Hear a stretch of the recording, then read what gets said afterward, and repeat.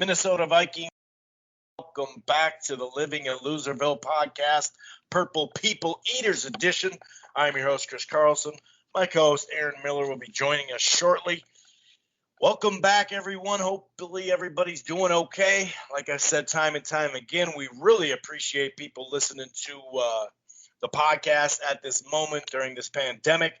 I know a lot of people have, well, some people have a ton of stuff going on. Others don't as much, right? But we're all in this together. And like I said, we just appreciate the support. And our thoughts are going out to everyone, the essential workers, the people putting it on the line, no matter if you work at a hospital, if you work at a grocery store, yada, yada, yada. So we definitely want to show our gratitude towards the listens. So we got a little everything when it comes to a little mixed bag of Viking stuff. We will talk about the schedule that just got released moments ago. There's a 3-hour fucking show on ESPN previewing the season, so you know we don't have sports going on. I think it's day 53 without sports, although the South Korea does have their baseball league up and going, and ESPN is showing it. Just a heads up if you're feeding for sports out there. So we're going to talk about the schedule. There is some rumors about let's bring back Griff, our guy Griff. We'll talk about that, or Klein or somebody else. We'll talk about, if there is some things to do, which we both think there is, in free agency, whether it's a cornerback or a guard. We'll name a couple that are still out there. This is kind of going around as far as the offensive line talk, especially in the Facebook groups and just online everywhere almost, talking about the offensive line. Have we, and it's been an ongoing thing the last chunk of years, have we invested enough in it? That's an argument that's pretty one-sided. Probably no, we haven't. But, we'll talk about this current O-line that actually might be upgraded still potentially, knock on wood, but we'll talk about it. People are just kind of wondering, is it worthy to make a Super Bowl run? Is it even going to be better than last year? And that wasn't a Super Bowl run. So we'll talk about that. But a good portion of this show will be back in the day reminiscent about the good old 1980s Vikings, specifically the 1986 Climax NFC championship game against the Redskins. So we'll talk about some of the players on that roster. We'll kind of talk about, our way up. I actually have the roster from the 80s all the way to the 87 and how it just kind of slowly came together. I do have some audio clips from like a 25-minute video from back in the day that you should definitely go check out. It's a great video. It's fun to watch. And you forget about stuff. Like I remember the strike season. I do recall that happened that year. And I remember that our record for our scabs basically sucked really bad, and it affected we were a wild card off of that. But just going to that New Orleans victory, that San Francisco big upset, and then the heartbreaker on the goal line, which could have went overtime potentially with Darren Nelson. So we'll bring you back. We're going to talk 1980s Minnesota Vikings with the climax, like I said, 1987. Maybe we'll kind of look at the roster, 88, 89. And then, maybe next week, if there is no free agency news, knock on wood, hopefully there's a corner at least, we may go back to the 90s and climax with 98 as well. We all know how that ended. We know how all these end, don't we?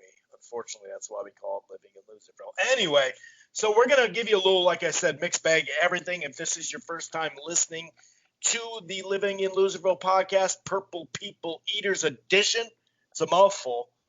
It streams live right here on blogtalkradio.com/Rope-A-Dope Radio. It streams live at archives. You can find this show under the Rope-A-Dope Radio podcast. You don't have to just go to Blog Talk and listen to it in the browser or download it. You can find it under the Rope-A-Dope Radio podcast at Apple Podcasts, Player FM, TuneIn, Spreaker, Stitcher, iHeartRadio.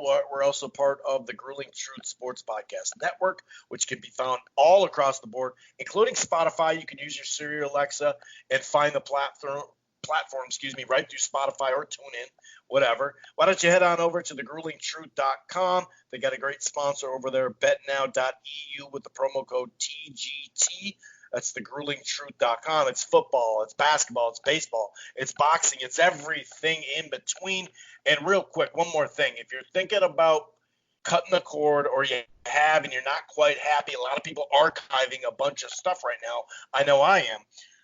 There is something that I actually use myself, AT&T TV Now. It's live streaming cable, and it's affordable. It's not going to cost you $100, $150, $200 a month. There is a 7-day free trial, so you can just try it out. There's no annual contract. The plans start as low as $55 a month. You can stream it anywhere. They have the cloud DVR.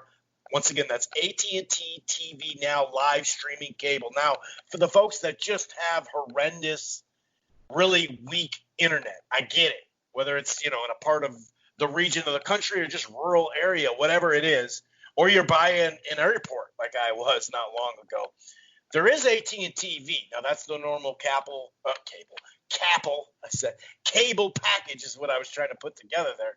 It's a growing platform. It's not everywhere. It's here in Minneapolis, Minnesota, in New York, parts of Florida, parts of Texas, parts of California, all the way up to the Northwest and Seattle. I got to slow down here.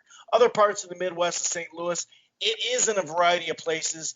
Go to AT&T TV, Google it, put your area code in there, see if you have it. Otherwise, AT&T TV Now, that's live streaming cable. Okay.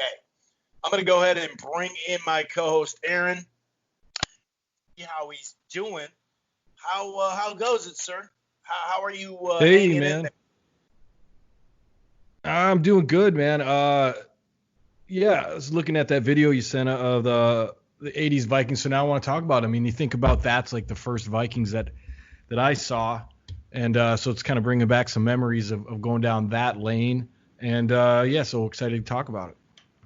Yeah, man, it was fun to do like that. Kevin Garnett got some good feed about that Kevin Garnett podcast episode where we just went over the start, somewhere in the middle, the climax with the 03-04, and then obviously the fall down after that. But just in general, it was really an ode to him per se. But this is going to be fun, dude, because when you start to see like Carl Lee and Hassan Jones and Jesse Solomon and stuff like that, you start to name some of these rosters. And like I said, just looking on sportsreference.com, it's a great reference for this stuff in all sports, not just football.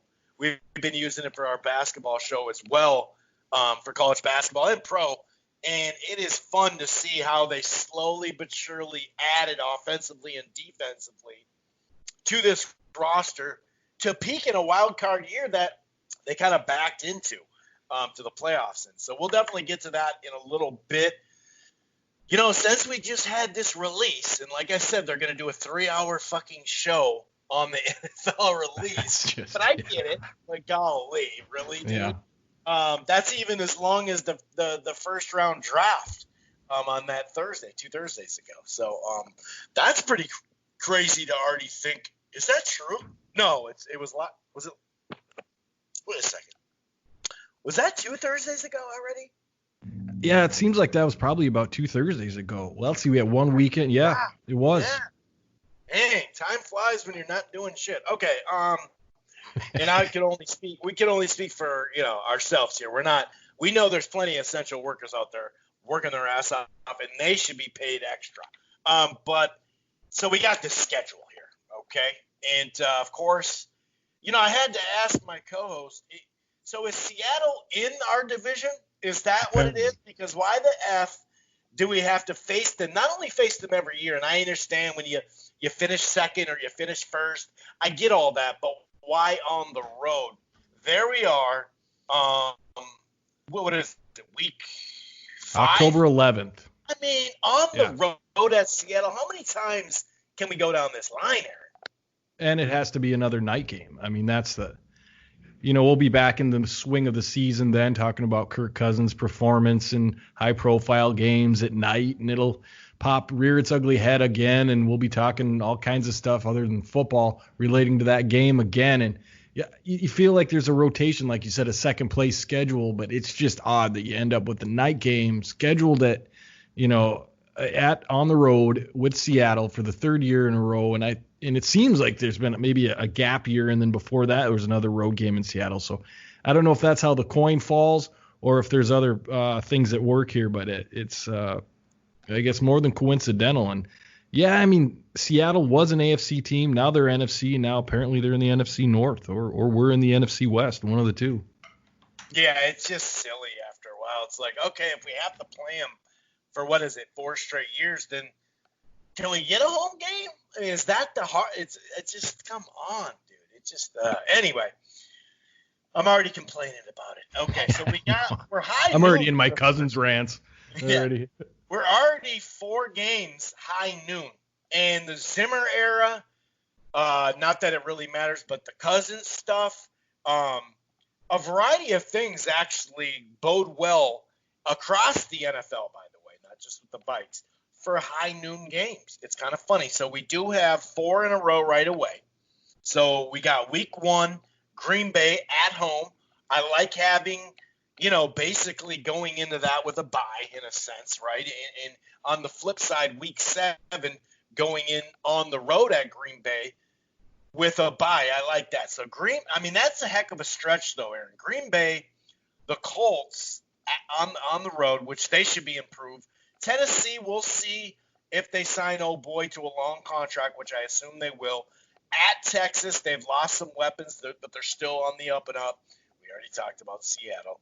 Atlanta, you never know what you're going to get with them. It's a home game at Green Bay and at Detroit. So Green Bay divisional, then no divisional games, then 3 straight divisional games. What do you feel about 1 through 9 with a bye in there, sir?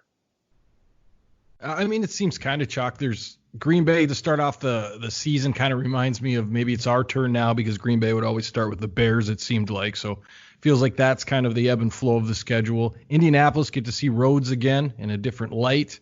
Tennessee, like you said, a Henry, if he's playing well and if they sign the guy, I mean, could be a tough game. And like you said, there's not a lot of divisional games, but then you get that stretch after the bye at 3 straight.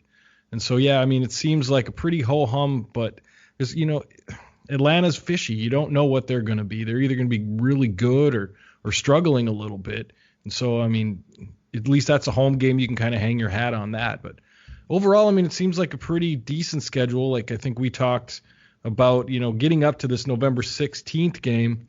These are all, still kind of fall games, and moving into winter, schedule looks kind of good for that come the second half of the season. Yeah, you're right. We talked about November 1st. Could it snow? Yeah, but how? I mean, in reality, knock on wood, it's Minnesota. But in reality, how cold could it actually get by that time, especially at noon? But yeah, look at night. There's only 1 night game, and the rest are noons because they don't start tweaking it until later in the season. But you're right. And then what was the other game we looked at? Chicago, at Chicago, 2 weeks later. That's a good call. I mean, I guess you could say like the wind and rain could happen in Tampa, after there, I guess you could say. But other than that, it is going to be played indoor, or at least not in super cold temperatures. I really like that stretch that we talked about at home, Dallas, Carolina, and Jacksonville. It's hard to say. Here we are. This is how much we're into this stuff.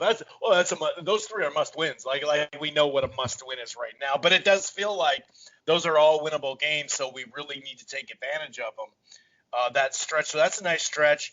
Don't have to go on the road at Chicago to close the season, but we are still, or at home, whatever. That it's been Chicago the last couple of seasons, so that's a little bit different.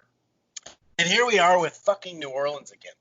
So is New Orleans in our division in Tampa? How did all this stuff happen, and why is it on the road? I'm sorry, I'm going over the same territory.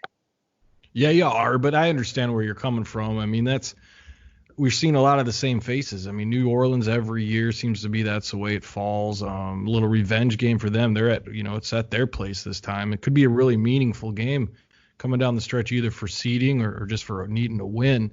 like you said, that stretch of Dallas, Carolina, and Jacksonville. As things stay kind of status quo, I could see us having a rough game with Dallas, but Carolina and Jacksonville might be wins that should be, easier than not, I guess. But it's hard to tell. All it takes is, a good player to step up or somebody getting a hot hand, and, there goes that. But, and also, actually having a meaningful second game with Chicago will be kind of nice instead of having that last game of who's going to play, who's going to not play. We haven't had one of those for a while, so it'd be nice to have Chicago at home with some chips down. Well, a few years back we did have one at home and we got slaughtered. Sure. Yep. But no, you're right. That's a good call. That's a really good call. That actually it's not like, well, we'll see when we get there. No, we're gonna need that one for sure. So right now, this is from Vikings Wire USA Today. I also saw it from a different source on Twitter, based on the records from last season. Obviously, we have the Vikings have the 10th toughest schedule. The Minnesota's opponents are 51.6 winning percentage in 2019. But like it says right here, there's a good chance that the Lions, the Bears, the Falcons, the Panthers, the Colts, the Bucks, probably a good chunk of them will be up. It should be improved somewhat, although there could be some teams on the flip side that are down. That's the thing about the NFL that makes it exciting, but also, it's in between on that, I guess you could say. Speaking of the draft, speaking of some of the things we're going to talk about, whether we should bring Griff back or sign Klein to play the left guard or the still available stuff that we'll mention in the O-line and all that, I sent you this article earlier as well, and just off the top of your head, it's this Forbes, not a Forbes list, although Forbes is everywhere in sports and everything now. So it has nothing to do with money, but it's the title of it. I thought it was kind of interesting. Minnesota Vikings make up ground on the NFC North rivals in the draft. Did they make up ground? The Packers and the Bears, oh my, they didn't necessarily have a great draft. The Lions, some people were very impressed with what they did. What do you think to that question? Do you think we made up some ground? And some folks are picking us to win the division, given that it is May and we don't even know if there's a season yet. Yeah, I don't know, Chris. On paper, I suppose we made up ground just because of people are, expecting some, shenanigans in Green Bay, which I don't think are going to happen. I think Rodgers is pretty professional. And they're not losing anybody. They might not be gaining anybody, but they aren't losing anybody, that was really that meaningful.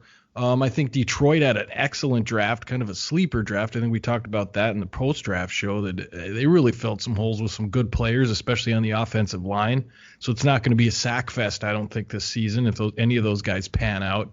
So, and then we've got a bunch of young kids in the secondary. We might get a veteran in. We might get Hughes to come up and play a little better. Holton Hill might play a little better, but all those three young guys for depth. We get an injury or one of those guys isn't up to snuff. It's going to be a rough year on defense, I think, unless everything can kind of, meld together. So I think a lot of that will depend on how well that defense plays. And I'm excited to see it play. It's nice to have new blood in there, but it's going to take a little time, I think. So I don't know if we're that much better, but I guess on paper, I can see where people would say that maybe we've rose to the top of the division. But, Cousins is mercurial. You don't know. He had a great season last year. The season before, when he was kind of new, wasn't so great. A lot depends on how well he plays. Can Jefferson come in and be the other side of Thielen? There's a lot of questions, but I suppose on paper it does seem like we've come up a bit in the North. Yeah, and that's basically what it was. Just based off, and we don't know till 2-3 years. People say, well, 5 years. No, we don't need 5 years to find out if these guys are good. But you need a good 2 to 3 because there are some guys that in their second and third year they really take off. So, a lot of it's just speculation. On paper, it does seem like we made a jump that way, and what it holds for this next season, I'm really up in the air, and I think anyone should be anyway, but especially when our roster isn't filled out just yet, that helps too. Before we get to that real quick, there is a little bit of news as far as NFL teams opening up their facility. The NFL tells teams to basically have your facility ready to reopen.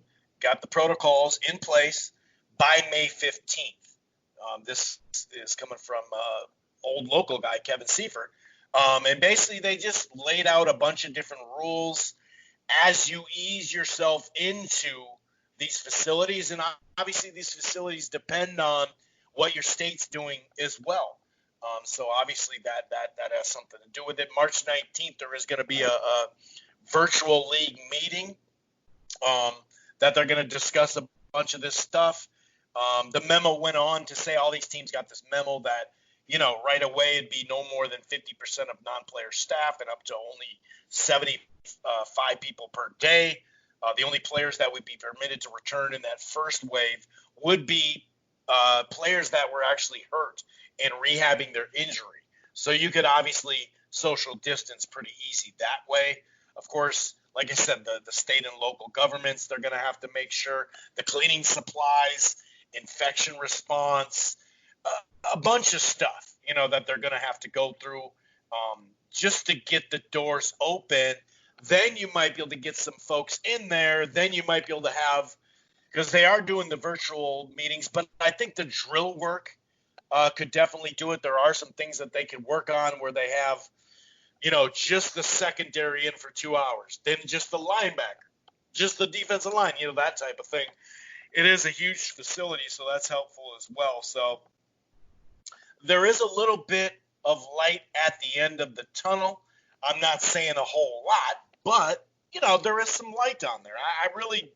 We have no clue in general, but especially with fans in the building, that's a rough one. Now, lucky, NFL-wise, the NFL makes a grip of their money from their television rights. You know what I mean? That makes a bunch of money, and those are already contractually paid for. So they got that coming in.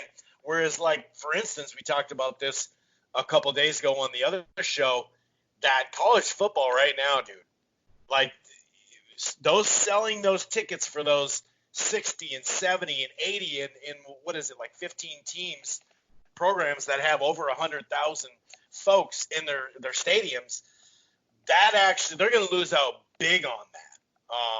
So that's kind of a worry. But the NFL, even if the first half of the season or none of the season has it, I think they'll be able to operate. Of course, they'll lose some money, but a lot of that will be within the franchise.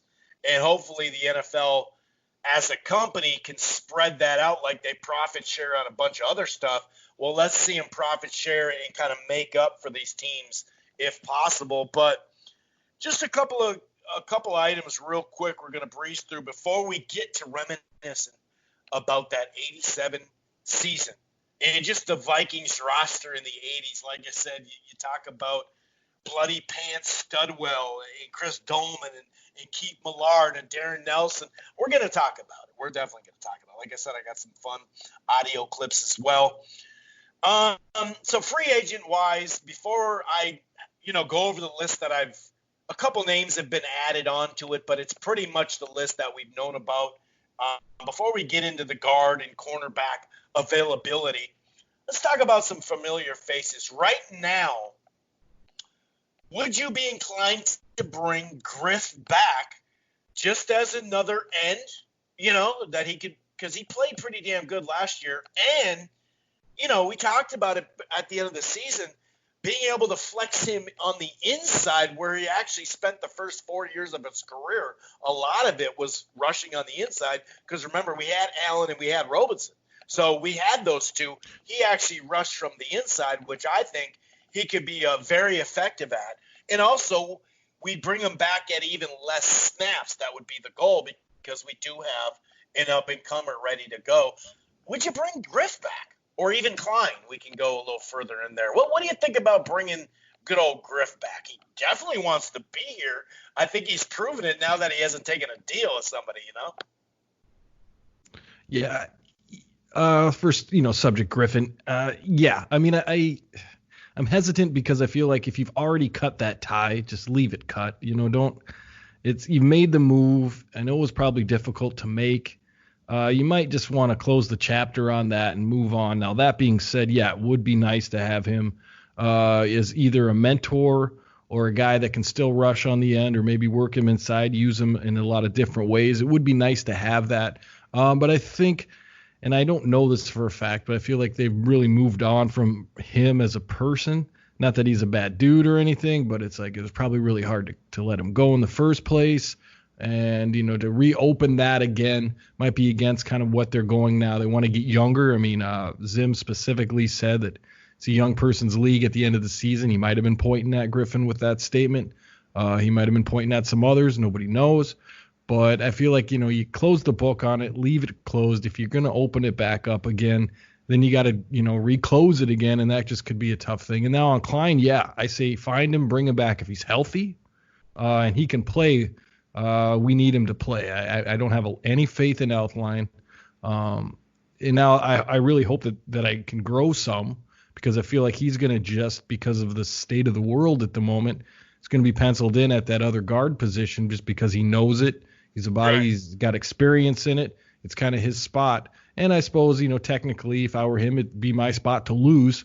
And so you'd want to come in and compete, but I just don't have a lot of faith after what we've seen the last 2 seasons now. I did see a breakdown of his injuries, and the timing of them gave me a little bit more hope that maybe he was banged up really bad and needs that year to get better. And maybe he'll turn into something really productive this season. So I'm kind of on the fence with him. But I think even as an insurance policy, instead of moving a tackle to a guard to a center to a guard, all that stuff can be solved by bringing Klein back if he's healthy, his head's right, and he wants to play. I mean, I say, yeah, bring back Klein.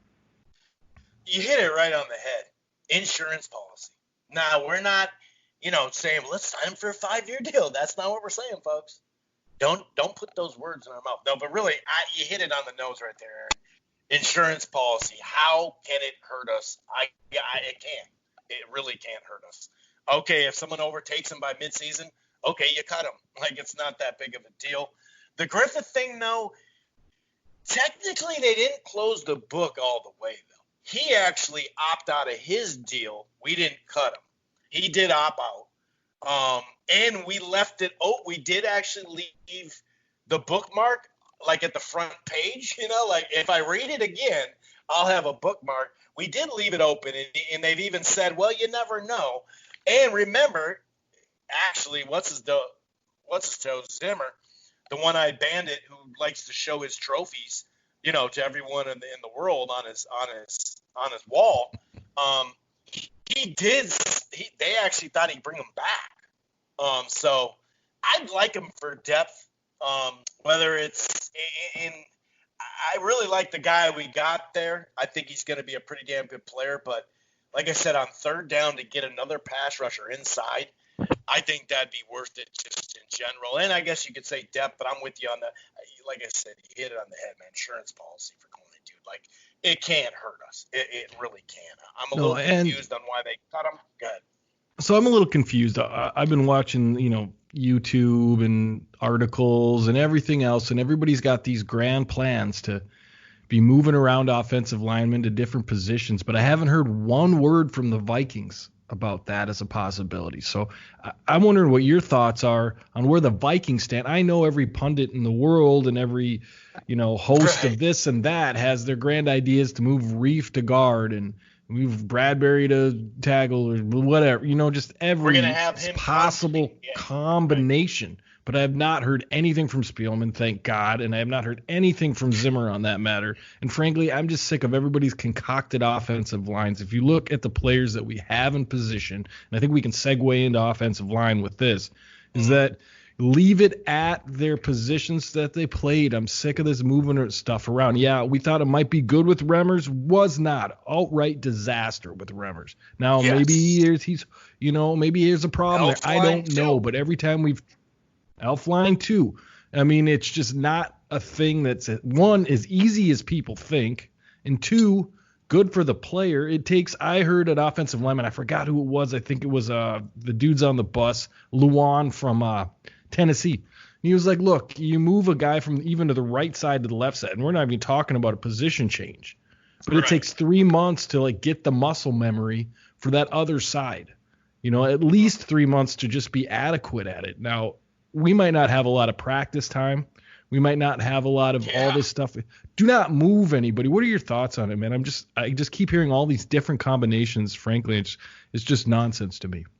Yeah, I agree. I'm not a big fan of that. I think you've laid out a great case. The last show we did with the post draft, would I be willing to try Cleveland at guard? Sure. Okay. Yeah, because he's new.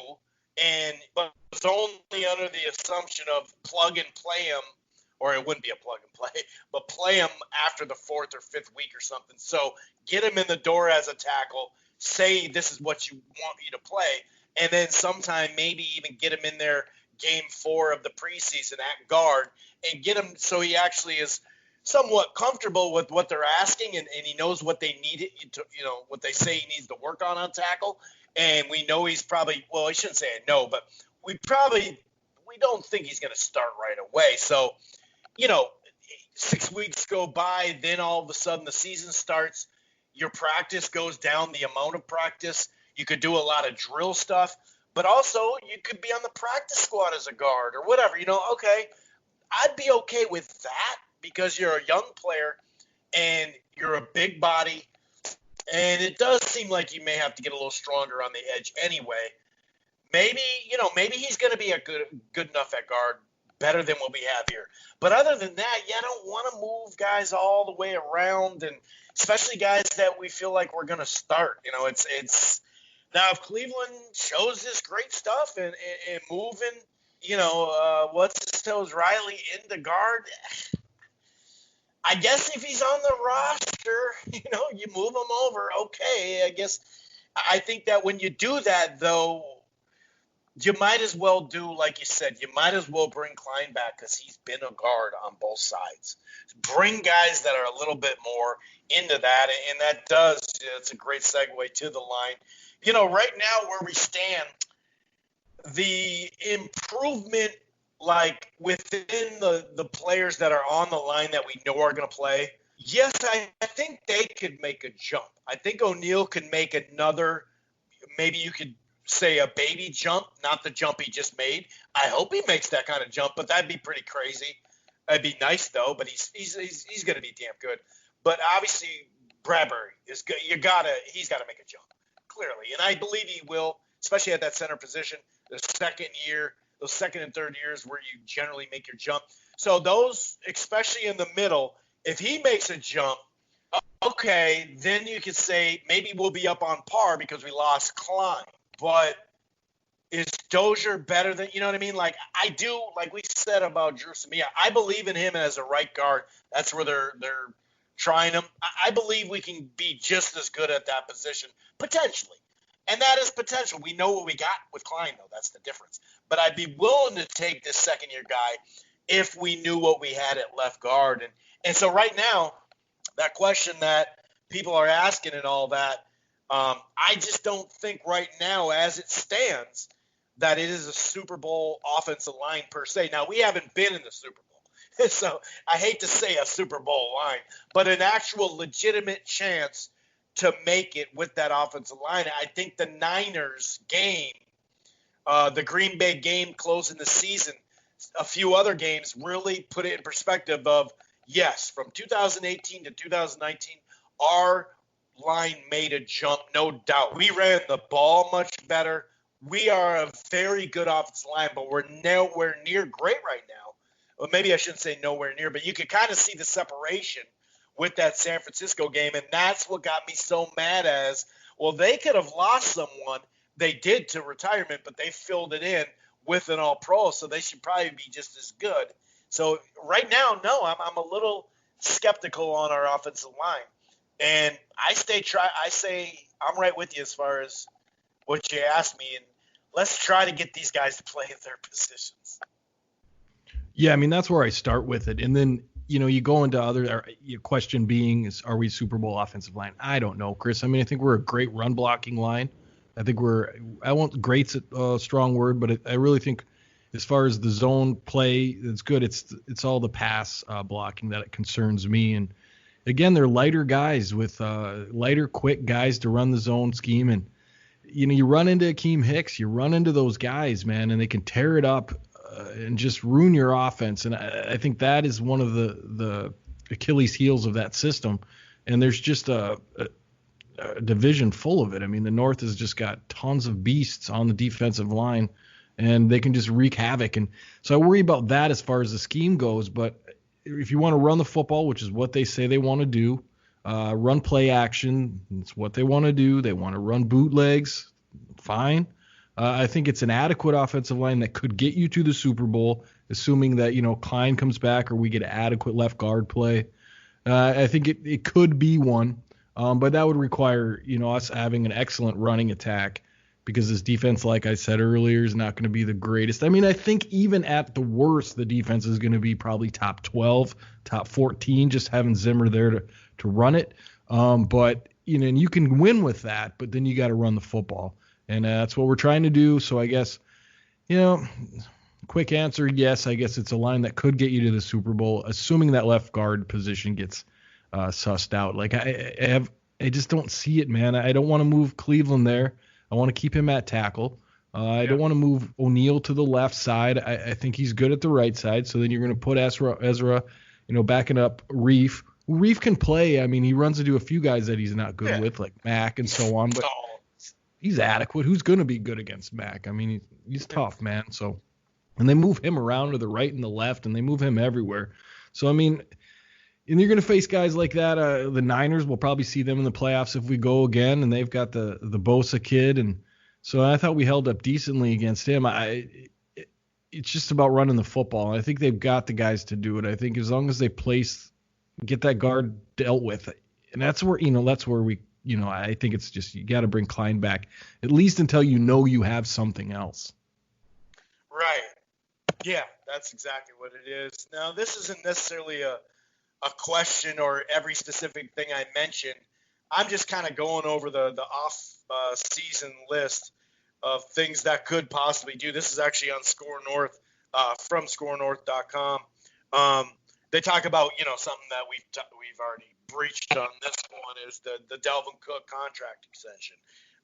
These are things you could still do to improve the team, or just in general available to do in general, whether it doesn't necessarily improve them, but these are just more items you can do left in free agency. Talked about Cook signing Anthony Harris to a contract extension, which would bring down his cap number for this year. That'd be something that would make sense, especially with these young freaking guys that we have at corner. It'd be nice to have the back end figured out. We talked about there's still trades out there. I mean, Riley Reef could be in there. There's no doubt about it. They mentioned Joe Tunney from Patriots. That could be and sign him to an extension. That could be. We talked about that Cowboys guard a while back. He also talks about signing Jason Peterson to a 1-year deal and restructuring Reef's contract. Play him at guard, not Reef, but Peters, or get rid of him at that point. And by the way, with trading Riley Reef, I thought this was a good point here. It's worth noting that the Vikings can create $11 million in cap space by trading Reef after June 1st. Right now, you actually have I think you can only reach 8.8 because of the dead money. So that's something to think about. And it's not over. It's not over. We could still make a good trade. We mentioned Klein, a quality interior offensive lineman like Ron Lear. I know I've seen a lot of people talk about Osamili. And that cornerback's literally, Logan Ryan is not a Titan. It just made official just a couple days ago. They couldn't come to terms. Talib, Dre Kirkpatrick, I want that guy. Tremaine Johnson, Tremaine Williams, Brandon Carr. There's corners out there that are either, 1 year, a few years. Get a Newman who looked like he was aging. He gave us 2 more years. That type of thing. So it's not all over. We can still add to this rosters. Any thoughts as far as anything that I just discussed or in general that's kind of in the back of your head before we get to the good old Vikings 1980s edition? Well, what strikes me is the lack of experience in the secondary, and so I think you're right about the Kirkpatrick. Played for Zimmer before. He's a plug and play guy. get brushed up on what Zimmer wants to do, maybe the changes that have happened since he played for him. And you can play him until you're ready to play one of the kids. I mean, I think that those kids, cornerback's such a sensitive position, and you lose confidence, that could spiral. You lose a whole year to that. You could possibly lose a career to that. I just don't want to go throwing these guys up against Rodgers on game one and have him just pick their confidence apart. And he will. I mean, that's the NFL. So, I want to give those guys a little bit more time. I think Gladney's probably going to get pushed to play that nickel pretty quickly. I just don't see anybody else that can play it. Maybe Hughes. So I think, you want to have a veteran corner in, and you've been selling me on that all year, and I've been kind of hesitant, but now I see it, and I think that you're absolutely right. Get someone in at least for 8 games, maybe a whole season, just to let the kids kind of develop and learn before they get thrown to the wolves. All righty, sir. So I have and by the way, for anybody out there, like I mentioned, this is the profootballreference.com, but sports reference, just in general, the website is the bomb. You can just look up any roster, and it gives you the stats. It gives you, the win-loss as far as who they played. It gives you the roster. It gives the stats for the season. And it just digs deep. It's just an easy way to kind of go through a roster like, oh, yeah, that guy, And I have it sitting here at 1980. So the beginning of the run, the beginning of the decade, of course. And you can just see how we kind of put some of this roster together and, how some of these folks weren't on the roster that peaked at 87, of course. Some of them weren't playing as big as roles like Tommy Kramer. But just seeing some of this really brings back the names, man. Tommy Two Drink Kramer, Two Drink Tommy, a guy that is known to the night before just buy the whole bar. Back in the day, we didn't call it by the bar, but that's basically what he was doing, even if it was a noon game. Two Drink Tommy Kramer, age 25, 3 years at that point. Ted Brown, I do remember. Look at our wide receivers. We still had Ahmad Rashad at the time, but Sammy White was another guy that really stood out to me. Matt Blair and Scott Studwell were really kind of the holdovers, especially Studwell, of course. Just moving in from 80, you start to look at the 81 roster. Pretty much the same. Nothing really pops up where you're like, oh, that guy got added, or there was some additions, but not many. Then you got the rook, Darren Nelson, the next year after that. So you got Ted Brown and Darren Nelson. Tim Irwin jumped in, that offensive lineman, on the scene by that time. But still, you can see we're just building at that point. And I'm just going to bring it up until we get to 87.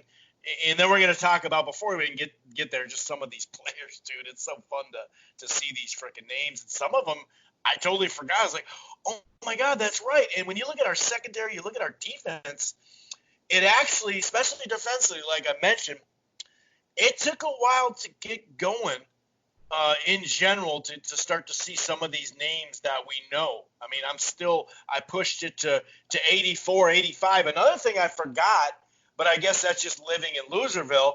You kind of get numb to it. They hadn't been to the playoffs for 5 straight years before that 88 or that 87 season, which kind of threw me off. Like, oh, that's right. That's why it was so special.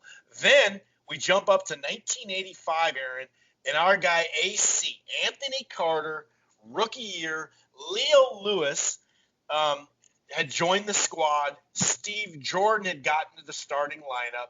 Now we're starting to see Chris Dolman pop in there, Joey Browner pop in there. And when we get to 86, it starts to really fill out, no doubt about it. Gary Zimmerman on the line was a tough son of a bitch. I remember Doug Martin. I had forgotten about him, but then when I went back and watched that film, I was like, oh, dude. Then you start to see Carl Lee in the corner, Isaac Holt on the other one. So here we are, 1987. I mean, we're set. We got Huffman, Zimmerman, Loudermilk, Tim Irwin on the offensive line, same guys. Alfred Anderson now is in the mix as that fullback, and it seems like everybody had a fullback then, like it's in their starting lineup fullback, which always kind of cracks me up. We got a rookie, Henry Thomas, that started just ripping shit up. Same with Jesse Sullivan. So you're looking at it, by 87, it is on and popping. And this is the scab league where what was it, 0 for 3 or 1 for 3? Something like that was a scab league where they took over during the season. And I totally remember that. I remember where I was in a couple of these games too, these playoff games. But I remember watching half-heartedly at my pop's house the scab games, just like, man, I'm pissed. We got a squad. This is our year to go to the playoffs. What the hell? And we had a horrible scab team. And Darren Nelson even says it like, we were 8-4 in general. They did kind of back into the playoffs. I think they lost 3 out of 4. One of the teams, and I didn't remember this one, Aaron, either, was Washington, and we had gotten up on them by 10 in the fourth quarter. They ended up winning in overtime later that year. But just some of the thoughts before we get into the Saints and the Niners and the heartbreaker, just hearing some of these names, dude, it just blows you away to hear these freaking names and just Wade Wilson and that type of thing. Yeah, it's fun. This was like the first Viking team that I remember I was really really into. You had like Wade Wilson, you had 3 quarterbacks, Rich Gannon, you had Tommy Kramer was usable then. And like 2-drink Tommy, I mean, that's when I play my best pool. There's a couple drinks in. Right. But then you get to that 4th drink and it's a nightmare. So, you got to watch after that 2 drinks, got to stay in the zone there. And then, Anthony Carter had a sweet season. And, one thing I spotted on that video that you sent me, Chris, I don't know if you're going to get into it later, but I certainly hope I'm not stepping on it. But they hadn't had a punt return touchdown since 1968. They got one in 1987. So that's a real Viking stretch there that makes a lot of sense. And like you said, the offensive line was set. We hadn't quite gotten Randall McDaniel yet, but he's coming in the next couple seasons. And then that defense, we'll just focus on that a little bit. I mean, you got Millard, Dolman, Henry Thomas. That's a nice defensive front. Joey Browner in there. Just great guys. Cornerbacks there were pretty nice. Carl Lee. I mean, these guys that was a heck of a squad. I know we had the scab season then, and that was kind of tough to deal with, but pretty nice. Burnsy had a pretty nice team to deal with there. Steve Jordan had a great season. Zimmerman, he's not a Hall of Famer. Irwin's not a Hall. Is Irwin a Hall of Famer? I don't think he is. I don't think so, but it's borderline. I could be wrong about that though. Like, he might still get in if he's not in. Loudermilk, Darren Nelson, Alfred Anderson, DJ Dozier. I mean, those were all the guys that I first remember were I was first a fan of the Vikings. I'm gonna check real quick to see if he's actually in. It doesn't look like it. Still had Studwell too, man. I mean, Studwell was on that, Jesse playing Sullivan linebacker. Was just popping up too. Bloody Pants, Studwell, every damn game. Every game. Found a way. And they even said when he got older, and that year he made the Pro Bowl for the first time. And I didn't realize that, but that year that he'd actually like, fuck it, I'm gonna cut myself if I don't have any blood. Like, he just cut his arm or something and be like, no, I gotta have some blood, dude. I gotta have some blood on me. Let me look here. Yeah, it doesn't look like Irwin is. Yeah, I think you're right. He's not in there. I mean, he was damn good though, damn, man. Those guys are fucking. They were good. Yeah, the old neck roll days with the big pads. It's so fun to watch, man. And Dolman, what a beast. I think 6'5", 260. Like, that's just incredible. Back then, dude, that's your edge, 6'5", 260. That's what we go with almost right now. And they said in 86 he played outside linebacker in a 3. Right, yeah, that's right, yeah. So, I mean, that's ridiculous, man. He ended up being – I don't know if he meant the Hall of Fame or not. I think he did. I don't know. Yeah, I think he did. Yeah, it's hard to tell with these Vikings sometimes. But, yeah, I mean, that offensive line and that defensive line is where you build a football team, and they definitely had the guys to play there. Yeah, and in the 80s, Bud Grant was the early, the first 3 years or whatever. Then he retired, but came back. I think it was 84, the year we opened up the Metrodome. Came back real quick. Then we had Les Steckel, that Army guy who was going to turn it around, had one of the worst seasons ever. I think we were 3-13 or something like that. Guys like, even like Sensor, the backup tight end, bench warmer Bob Lertzema was in the mix as well, which I almost forgot about his ass. I said Darren Nelson, Sammy White, was definitely I really like Sammy White. Leo Lewis was like a nice receiver too. I remember when he went to the Packers, me and my brother got tickets from our neighbors, and our neighbors were Packer fans. And we didn't really realize the whole thing, so we got there and we were in a Packer section. It was like, oh, shit.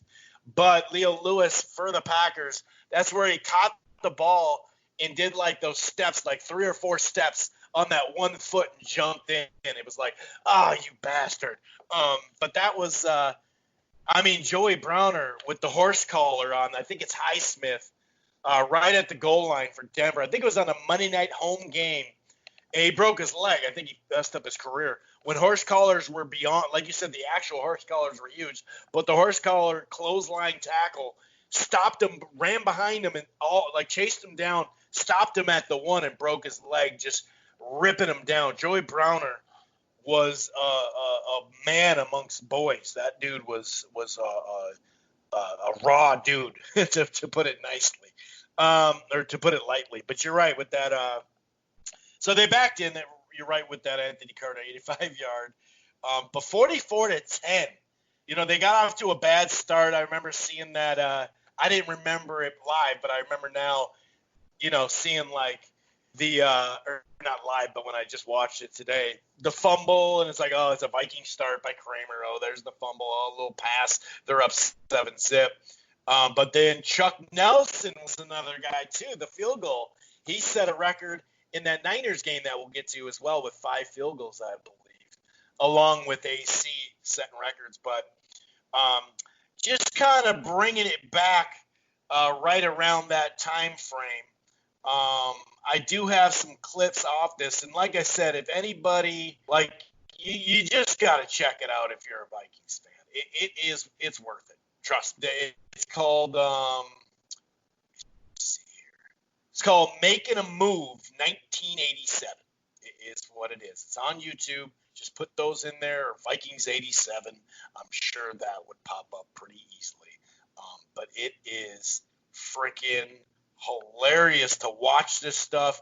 It brings back all these freaking memories. You can really start. Like, I totally remember this. I 100% remember this punt return. I didn't remember that it was that, that we hadn't done it that long. But that was like the beginning of his dominance in the playoffs in general. And I'm talking about AC. And I remember being at my grandpa's watching this game, just freaking out when AC did this. So here's the first clip. Anthony Carter's incredible 84-yard punt return was the longest in NFL playoff history and sent an early message to the Saints. You may be the top act in town, but today we're here to steal the show. And they got the cheesy, stuff to go with it, and we're here, and then the do. They got the cheesy stuff, but it's poetic. A lot of this stuff is poetic, dude. And I didn't, you know what I forgot? I forgot just how actually good the Saints were that year. I had kind of forgotten just how good they were. They had a really, what are they? I think 12-3, if I remember correctly. And they were really good. And the Niners coming up next. Here's another clip, though. They were like the favorite to win the Super Bowl. But any doubt that Minnesota belonged had now been put to rest. Not counting the strike games, we were 8-4, and heck, that's not backing it anywhere. We're 8-4. There were 2 or 3 teams that had a better record than we did, but for the most part, we deserved to be here. It was a total team effort and a total team win, something that we haven't had here in quite some time. Hopefully, this can carry over in San Francisco.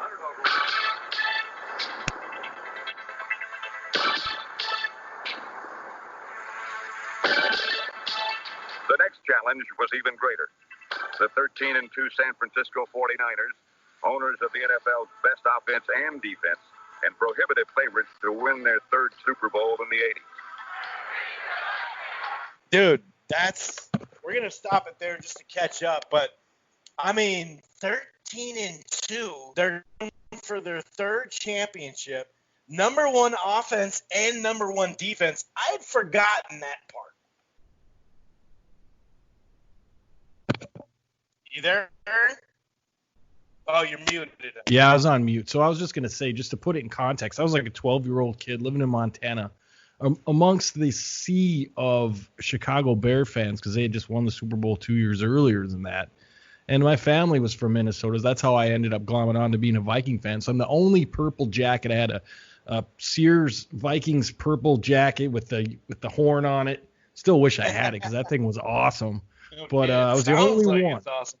And there was just everybody else was Bears fans, and I had an insufferable. You never make the Super Bowl. They had all these great nicknames, Vi Queens, and all these great things for the Vikings back then. And they played in the in the Metrodome, and everybody had their things to say about that. And I hated the Denver Broncos, and I hated the Green Bay Packers. And there was one kid in my class that was a Denver Bronco fan. I think I hated the Broncos just because of that kid. I don't remember his name, but he was insufferable. And yeah, so it's just bringing me back to that point in time and just watching these Viking games, and especially when they played the Bears and just being like, come on, man, win, win, win. So yeah, it was interesting, man. And I just hearing like Leo Lewis did that punt return. I'm sure we'll hear that clip. And just hearing these clips, these are the clips that I remember, man. This is a nice little rundown memory lane. It really is, man. I'm going to go back to him real quick.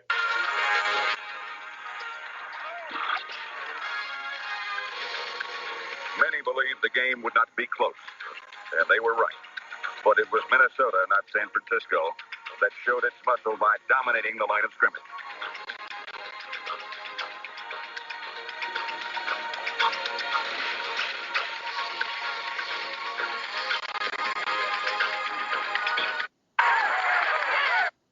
Jones were the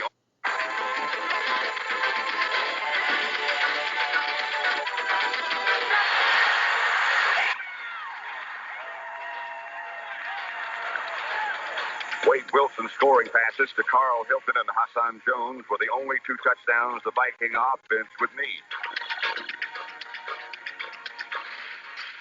The stunned San Francisco faithful watched helplessly as the underdog Vikings pulled the soggy Candlestick turf out from under their 49ers. And, of course, Candlestick Park.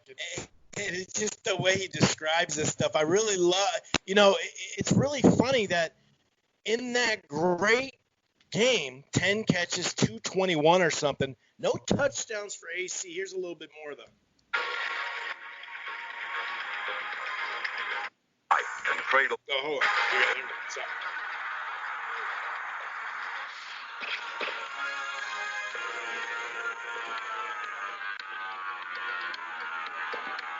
Rookie quarterback Reggie Rutland landed the biggest prize of his life and cradled his trophy 45 yards for the score that broke the 49ers' backs.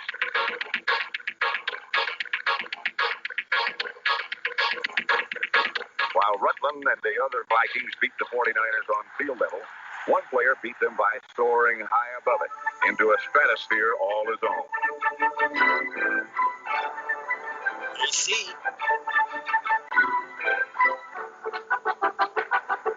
The incredible Anthony Carter snatched 10 catches out of thin air for an NFL playoff record 227 yards.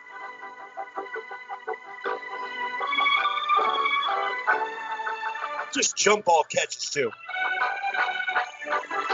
Very tough catches. In a day filled with brilliant Viking performances, Carter's was the showstopper. Another NFL playoff record was set when kicker Chuck Nelson booted 5 field goals and went on to be perfect in the postseason. I mean, that was like, God, it just brings back so many freaking memories to hear this stuff. And I mean, I was just jumping for joy. The Saints game, that was great and all that. Don't get me wrong. But by the time this Niners game was over, I remember where I was watching at my Uncle Ross's in Aunt Josephine's house. And I remember just sitting there like in shock early on. And it just kept going and going. And he was just like, get the ball to AC. Man, that was a crazy upset. And I knew it was a big upset back then, Aaron. But I just didn't realize they were 13-2. And like I mentioned just a second ago, number one in offense and defense. We just destroyed them that day in Candlestick Park, dude. Well, that was prime. I mean, that was Joe Montana in his prime, Jerry Rice in his prime. I mean, Ronnie Lott. I mean, all these guys, a great team, the San Francisco 49ers, where you didn't think you had a shot going in there. I mean, these were just all-timers. And to go and play like that, you're right. Ball went up to Carter. You knew he was going to get it, and I just flashed back on it when that clip came up. I was like, man, I do remember that day now. And it was like, yeah, because I was like, we're going to the Super Bowl. And I'm not one to, like, get braggy, but I was just walking around like, yeah, we're going to the Super Bowl. This is awesome team. I can't believe we won this game. It was amazing. And I remember, we've always had receivers here, Chris. I mean, it just seems like went from Carter to the next Carter to Moss to now we've got, Jake Reed, Diggs, Jake Reed. We've just always Jones, had Sammy White, dude, Ahmad Rashad. We've been just spoiled really, on that. yeah, it really brings out the lineage of like Viking receivers and I think that's something cool to point out. Now Jefferson gets to join that little club, so I just think that was pretty cool. And yeah, that day for AC, man, that was a Moss-like day, way before Randy Moss. Exactly, that's a great way to put it. A couple more clips, and then we'll kind of get out of here.